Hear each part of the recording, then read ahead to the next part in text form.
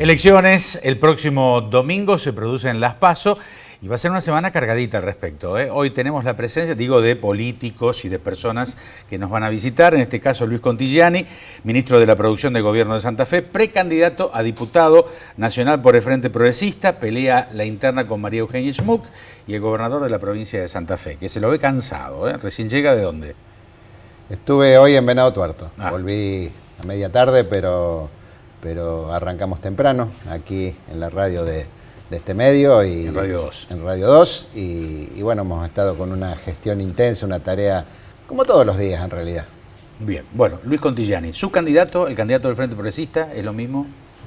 Sí, claro, esta es una elección para nosotros importante porque en definitiva se discuten las políticas nacionales, se discute la presencia de Santa Fe en el escenario nacional, quién va a ser la voz, quiénes van a representar a Santa Fe en la Cámara de Diputados, y esto que parece una cuestión menor es muy importante. Todos los años, por ejemplo, se discute el presupuesto nacional, y ahí en el presupuesto nacional, con letrita chica, que algunos no miran, dice cuánta plata va a venir a Santa Fe, dice qué obras el gobierno nacional va a hacer en Santa Fe. Y nosotros necesitamos diputados que conozcan la provincia, que estén atentos a esas cosas y defiendan los intereses de la provincia, que no tengan pelos en la lengua, que nadie les diga cuándo hay que levantar la mano, sino que tengan una posición de defensa de los santafesinos, de defensa de los recursos de Santa Fe. Y por eso creo que Luis es el mejor candidato, porque además conoce como nadie la provincia de Santa Fe, porque ha mostrado capacidad de gestión, porque ha mostrado además una visión política que antes que la mayoría advirtió los peligros de algunas decisiones que estaba tomando el gobierno nacional. Por ejemplo, abrir las importaciones. Ahora todo el mundo se queja de las importaciones, pero yo recuerdo que Luis fue uno de los primeros que en Santa Fe empezó a advertir el peligro que eso representaba para nuestra industria y para nuestros trabajadores. Bueno, por eso es nuestro candidato, porque representa muy bien a Santa Fe y porque está comprometido con los intereses de esta provincia. Ministro Contigiani, después de esta presentación, de esta introducción del gobernador, qué responsabilidad, ¿no? Bueno, tengo el honor de poder representar a Santa Fe, a nuestro espacio político, ser parte de un equipo de gobierno que tiene políticas públicas para todas las áreas que tienen que ver con la vida concreta de los santafesinos. En mi primera experiencia electoral siempre estuve en trabajos más duros, ejecutivos, pero lo asumo con un desafío, con una pasión muy grande y una vocación de entender que la política es un acto de servicio, que no venimos a servirnos, y creo que Santa Fe tiene un gran capital en este sentido, porque desde Santa Fe podemos decir que la política para nosotros es un acto de servicio, que no servimos de la misma, que hay ética pública, que hay república, que hay diálogo político. Cuando el país está cruzado por la corrupción de manera frontal, en Santa Fe no sucede eso. Cuando el país está atravesado por problemas económicos para los sectores de la mayoría de nuestro pueblo argentino y de Santa Fe, pienso en los comerciantes de Rosario, comerciantes de Chesortu, de San Luis, las pequeñas y medianas empresas, los trabajadores. Acá damos respuesta en el margen que tenemos. Por eso para nosotros es una elección fundamental, ¿no? Siempre estamos diciendo que Santa Fe tiene un capital que debemos cuidar. Ni siquiera es un capital que lo sentimos protagónico, lo sentimos de manera absoluta de parte nuestra, un capital de todos los santafesinos. Solo debemos representar eso. Hablamos de la obra pública, es el caballito de batalla suyo, gobernador, ¿no? Porque usted dice que nunca, jamás hubo tanta obra pública en la provincia de Santa Fe como en este periodo, y nadie le dice que no. Entonces uno está esperando a ver de la oposición de algún lado, no, eso es una mentira, es relativo. Todos lo confirman porque los números lo están cantando. Más que un caballito de batalla, yo diría que es una realidad bien concreta. En apenas un año y medio, poco más, hemos puesto en marcha más de 1000 obras en toda la provincia de Santa Fe. El otro día lo repasamos en una reunión de gabinete. Cada ministro fue dando el detalle de las obras que tenemos en marcha. Tenemos más de 1000 obras de pavimentación que hacía 70, 80 años que la gente esperaba que se realizaran. repavimentación de rutas que estaban destruidas, ejecución de obras hídricas en una provincia que sufre las inundaciones quizás como pocas, obras de saneamiento, obras de mejoramiento barrial. En Rosario, sin ir más lejos, 33 barrios priorizados por el Plan ABRE, barrios postergados, barrios que durante muchos años tuvieron que esperar que el Estado pudiera llegar hasta allí. Hoy lo estamos haciendo con recursos de la provincia, pero para mejorar las condiciones de vida de esas familias que tienen una condición de pobreza, de exclusión social y que además tienen carencias en el hábitat, en la infraestructura básica. Estamos haciendo obras emblemáticas en la ciudad de Rosario, como por ejemplo la recuperación y la ampliación de la Biblioteca Argentina, una de nuestras joyas de la cultura, de la historia de Rosario, pero al mismo tiempo nuevos espacios de atracción que nos van a posicionar nacionalmente, como es el Acuario, que vamos a finalizar a fin de año, una obra que cuando los rosarinos la descubran se van a maravillar, porque esas cosas solo se ven en algunos lugares del mundo desarrollado, en algunas de las grandes capitales del mundo, o el Museo del Deporte, que va a ser, digamos, una meca para todos aquellos que amamos el deporte y donde vamos a tener testimonios de todas las glorias del deporte de la ciudad de Rosario y de la provincia de Santa Fe, o el nuevo parque de la zona sur del Regimiento 11, el ex Regimiento 11, de 25 hectáreas, un parque desconocido para los rosarinos. Y así como eso, los accesos que estamos repavimentando, remodelando, la avenida San Martín en toda su extensión, la avenida Rivarola, la avenida 27 de Febrero, bueno, obras que parecían imposibles de realizar y que eran imposibles para una ciudad que muchas veces no tuvo apoyos ni del gobierno nacional ni de los gobiernos provinciales. Hoy, trabajando de manera conjunta, lo estamos logrando y creo que esto es necesario que pueda continuar, que lo podamos profundizar. Yo siempre digo que las elecciones para Alberto, para los gobiernos, son como cargar nafta en el tanque, ¿no? Cuando uno ya viene con el tanque un poco gastado, necesita cargar nafta para recuperar velocidad, recuperar potencia, y para un gobierno el apoyo de la gente es fundamental para poder profundizar nuestras acciones y bueno, tener más fuerza y más legitimidad para llevar adelante nuestra política de gobierno. Así que confío en que los rosarinos van a apoyar a Pablo Habkin y van a apoyar a Luis Contigiani en estas elecciones, por historia, por tradición, pero también por futuro, porque nosotros preferimos más hablar del futuro que hablar del pasado. Usted dijo, alabando las virtudes de Contigiani, esta es la lista que representa al gobierno.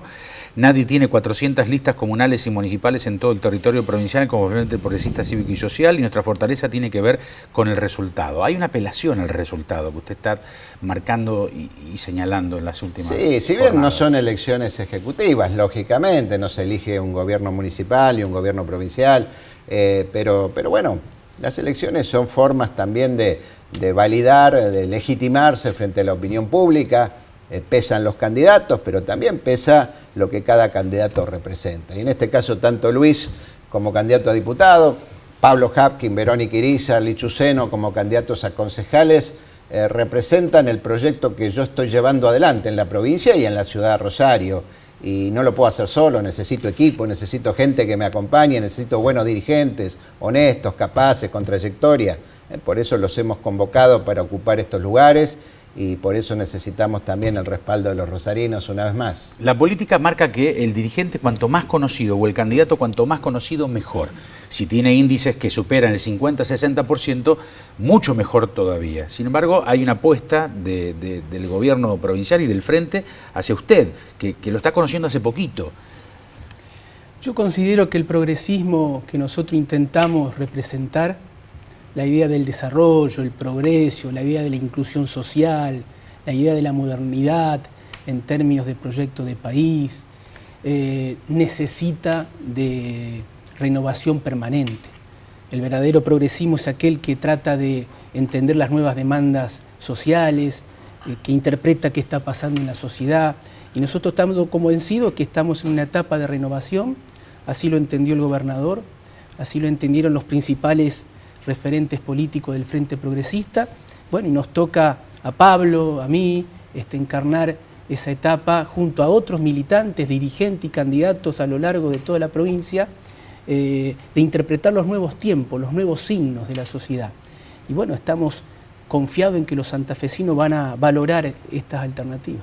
¿La deuda con el gobierno nacional, finalmente hubo alguna novedad en estas últimas horas? ¿O todo eso quedó en esa reunión con el presidente donde no, en estas prometió últimas algo? horas todavía no, pero bueno, uno entiende que el propio presidente y los funcionarios están muy ocupados en estos días, así que vamos a esperar que pasen las elecciones primarias para volver a insistir y a reclamar. El presidente en la reunión esa que tuvimos en Santa Fe días atrás me aseguró que iba a haber una respuesta, que la estaban estudiando, y yo realmente confío en que vamos a tener una respuesta, porque estoy seguro que un gobierno democrático y republicano debe cumplir, nadie podría dejar de cumplir un fallo de la Corte Suprema. Y la propuesta que nosotros le hicimos, y se lo dije al presidente Macri, no es una propuesta para el tira y afloje, no es que le pedimos el doble para que nos dé la mitad para negociar, sino que realmente le hicimos una propuesta muy razonable, muy pensada desde nuestro lugar, pero también poniéndome en el lugar de él. Yo me imaginé, si yo fuera presidente, a ver, ¿qué le daría a Santa Fe? ¿Cómo resolvería esta situación? Para que no sea inmanejable, para que no me produzca un problema en las finanzas nacionales. Bueno, y así armamos esa propuesta. Es muy buena propuesta y espero que sea aceptada, por lo menos en líneas generales. Vidal parece ser la gobernadora de Buenos Aires, va a ir a la Corte para reclamar más de lo suyo, ¿no? Algo que ya hizo Santa Fe hace muchos años. Bueno, pero hay que tener cuidado, ¿no? Porque varios gobernadores en estos días han levantado la voz, nosotros ya lo hicimos hace muchos años atrás, en nombre del federalismo fiscal. Pero hay que tener cuidado porque lo que se está planteando es reforzar el centralismo porteño. Lo que necesitamos es reforzar el federalismo.